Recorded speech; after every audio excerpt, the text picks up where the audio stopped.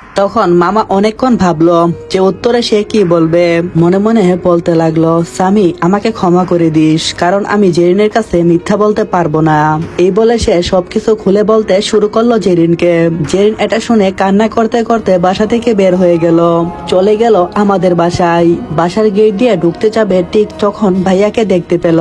আর তখন ভাইয়াকে দেখে ভাইয়ার পাশে যেতে ভাইয়া বলতে লাগলো, আরে জেরিন যে, কেমন আছিস? ফারুক ভাইয়া, হ্যাঁ আমি ভালো আছি, তুমি কেমন আছো? হ্যাঁ জেরিন, অনেকটাই ভালো আছি। তা এত ভোর দুপুরে এখানে কেন আসছিস? তখন জেরিন তাকে সবকিছু খুলে বলল। ভাইয়া এটা শুনে যেন আকাশ থেকে পড়ল। তাহলে স্বামী যা বলছিল তা সব সত্যি? তার মানে আমার বউ জেনে বুঝে এই কাজটা করছে। এটা বলে সে অনেকটাই রেগে গেল আর বলতে লাগলো জেরিনকে উদ্দেশ্য করে, স্বামী এখন কোথায়? তোমাদের বাসায় আছে? জেরিন বলল, না, কালকে আম্মু ওকে বাসা থেকে বের করে দিয়েছে। তখন ফারুক ভাই বলতে লাগলো, দুধ ছিট, এখন তাকে আমি কোথায় খুঁজবো?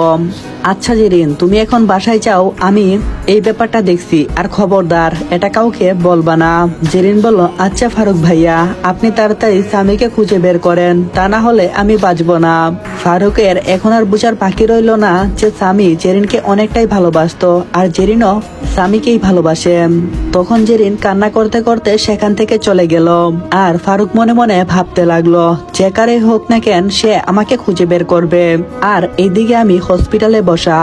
তখন আঙ্কেল আমাকে বলতে লাগলো, স্বামী তোমাকে একটা কথা বলবো? আমি বললাম, হ্যাঁ বলেন। আসলে তোমার অজান্তে আমরা একটা কাজ করে ফেলেছি।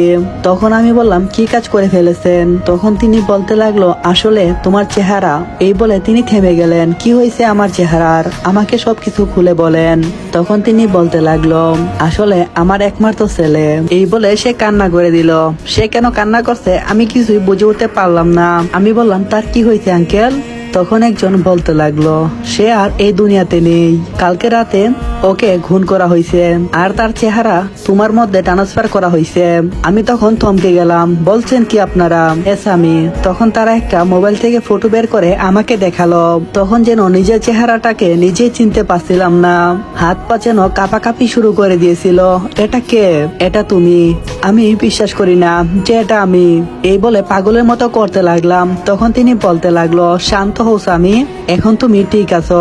3 দিন পর যখন তারা আমার মুখ থেকে ব্যান্ডেজ সরালো, আমার সামনে একটা আয়না রাখলো। ওই আয়নাতে আমি নিজেকে দেখে যেন থমকে গেলাম। এটা কে?